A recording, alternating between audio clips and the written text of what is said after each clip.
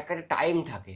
হুম, কি টাইম বলতে peak time না, তাহলে মানে একটা সময় একটা গল্প থাকে। হ্যাঁ ওই 90s এর গল্পটা তুই শুধু প্রসেনজিৎকে দেখিস না, হুম তুই বলিউডে যদি দেখিস হ্যাঁ হ্যাঁ হ্যাঁ প্রচুর সিনেমা হচ্ছে সেইটা একই ফরম্যাটের একই ফরম্যাটের সিনেমা। হ্যাঁ তখনকার কেসটা হচ্ছে এই যে এখন মানুষ ক্যামেরার পেছনে গল্প জানে, কি হয় জানে, কিভাবে সিনেমা তৈরি হয় জানে, কত সিনেমা সম্পর্কে মনে হয় এমন দেখা যে এক একটা ছেলে আছে সিনেমা হ্যাঁ। করেনি, সে সিনেমা সম্বন্ধে এমন এমন প্রচুর জিনিস জানে যে একটা ডিরেক্টর যা জানে ও তাই জানে। হুম এরকম অনেক বড় বড় লোকজন আছে, কিন্তু তখন মানুষ জানতো না। ঠিক তখন মানুষ শুধু গল্প দেখতো, আর ওই গল্প প্রেমের গল্প ঘুরিয়ে পেঁচিয়ে এই হচ্ছে সেই হচ্ছে মানুষ দেখতো, ভালোবাসতো, করতো।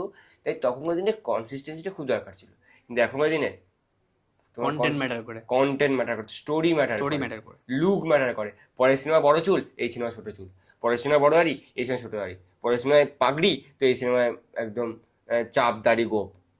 বুঝতে পারছি মানে একটা টাইমে যে আমির খান একসঙ্গে 3টে সিনেমা 4টে সিনেমা বছর রিলিজ করেছে, সে আমির খান 4 বছরে দেখা যায় না।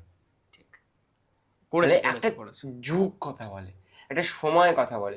কখনো এরকম না যে ওই সময় কেউ ছিল না বলে, এটা ভুল কথা। যদি প্রসেনজিৎ যদি ওই সময় গল্পটা যদি ওরকম হতো, তাহলে হয়তো প্রসেনজিৎ এরকম 4 বছর একটা সিনেমাই করতো। আজকেও কি আছে বাংলায়, আজকে তো পুজো ছাড়া সিনেমা আসে না বাংলাতে, হ্যাঁ পুজো আর ডিসেম্বর।